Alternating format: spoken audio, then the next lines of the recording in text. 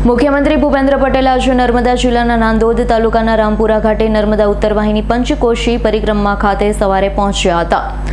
માં નર્મદા મૈયાનું વિધિવત પૂજન કર્યું હતું। તેમની સાથે ભરૂચના સાંસદ મનસુખભાઈ વસાવા, જશુભાઈ રાઠવા, ધારાસભ્ય દર્શનાબેન દેશમુખ, જિલ્લા ભાજપ પ્રમુખ નીલરાવ સહિત અધિકારીઓ જોડાયા હતા।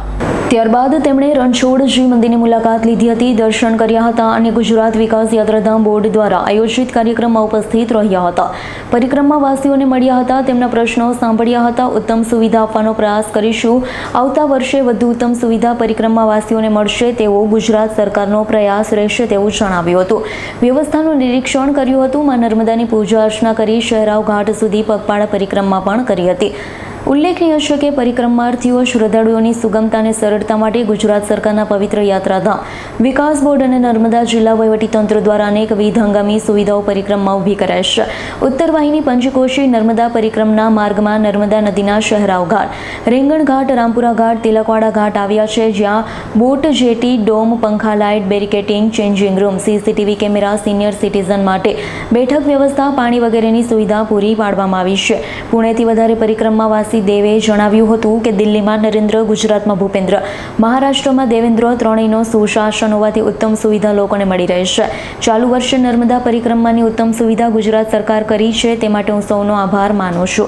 गए 4 साल से हम ये परिक्रमा कर रहे हैं।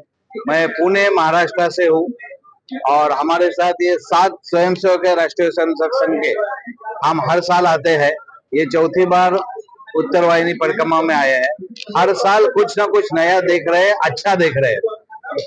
विशेष करके जो नदी में सुविधा की है, रास्ता बनाया है, वो अभी आस्ते आस्ते परमानेंट बन रहा है, वो बढ़िया है। रास्ते में सुविधा और सुरक्षा की व्यवस्था अच्छी है। ये साल हमने देखा कि रात को जो परिक्रमा करना चाहते हैं उनके लिए लाइट की, बिजली की भी व्यवस्था की है।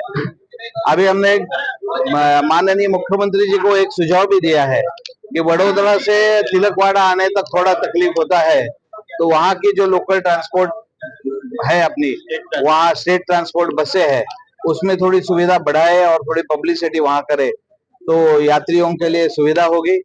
और ऐसी ही सुविधा बढ़ते रहे, ये माता नर्मदा का आशीर्वाद ये राज्य पे और ये जो बोर्ड बनाया है उसके ऊपर कायम स्वरूपी रहे और निरंतर चलती रहे। जैसे माँ नर्मदा निरंतर चलती आई है, सालों से ये परिक्रमा चलती आई है, ऐसे ही ये स्वराज चलाने वाला दिल्ली में नरेंद्र, अहमदाबाद में भूपेंद्र और मुंबई में देवेंद्र ये चलती रहे। ऐसी सरकारें कायम स्वरूपी काम करती रहे। उन्हें हमारी बहुत बहुत शुभकामनाएं। सुशासन जो जरूरी है, पैसा तो हर गवर्नमेंट के पास रहता है, हम टैक्स तो सबको देते हैं, लेकिन वो पैसे का इस्तेमाल जो है वो अच्छे काम के लिए रहे, जैसे धार्मिक आस्थाओं के लिए हो, सुविधाओं के लिए हो, नागरिक सुविधाओं के लिए है। ये सब ये तीनों समझते हैं, इसलिए हम बोलते हैं कि ये जो तीनों केंद्र है वे कायम स्वरूपी ऐसी ही उनकी परंपरा चलती रहे। आपका नाम? मिलिंद दीक्षित, पुणे महाराष्ट्र। Thank you.